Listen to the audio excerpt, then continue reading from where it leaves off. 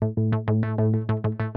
government's involvement in big tech censorship is one of the worst civil liberties violations I think this country has ever seen. When the Biden administration started to censor, you can actually see the impressions fall all the way back down to levels that were even below where I had basically any following. This was an action of the administrative state rather than the private action of the social media companies. It's a clear First Amendment violation, and we have to stop it. If you start messing with the public square and ensuring or trying to decide what's true, and you are undermining the very process, the only process that we have to find truth.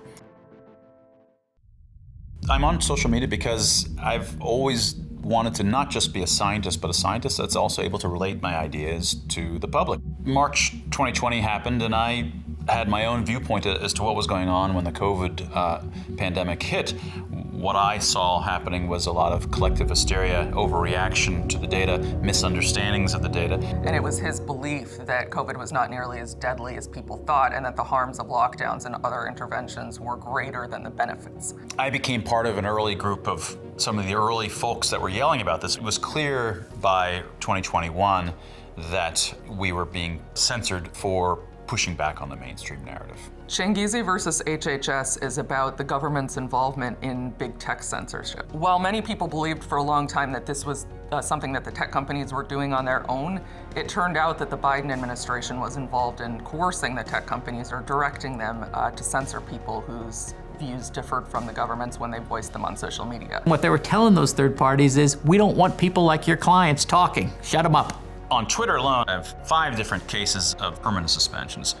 Under the First Amendment, neither Congress nor the President could do this, and neither can the administrative agencies. We had to counter the narrative that people were doing this to benefit society. You know, an individual has a right to determine what's best for themselves.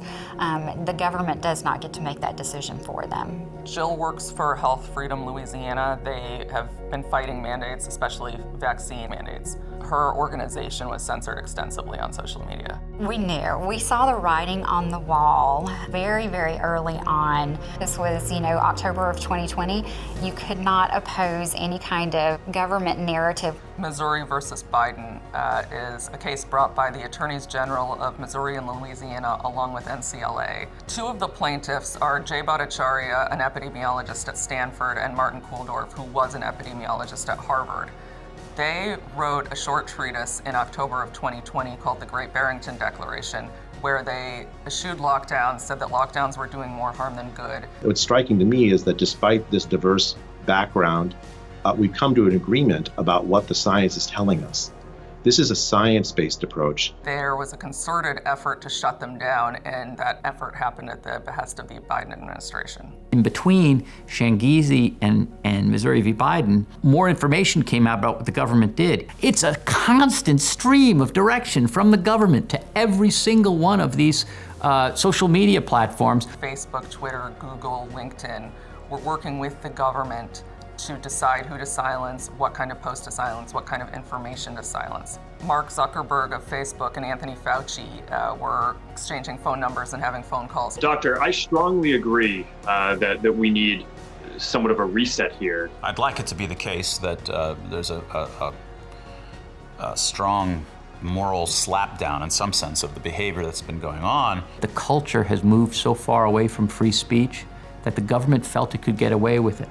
The government cannot use private companies to accomplish what it can't do directly. That's a First Amendment violation. The governor's not my daddy. The president's not my daddy. They're not here to help me, stay well from a virus. Their job is really to protect my rights. I'm hoping at some point my voice is able to pierce the envelope that they've kept me in.